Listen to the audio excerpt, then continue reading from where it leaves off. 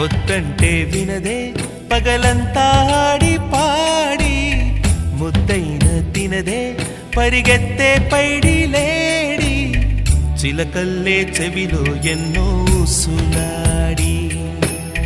పడుకోదే పన్నెండైనా ఏం చేయాలి గుమ్మాడి గుమ్మాడి ఆడిందంటే అమ్మాడి డాడీ ఊపిరిలో మురిసే కూచిపూడి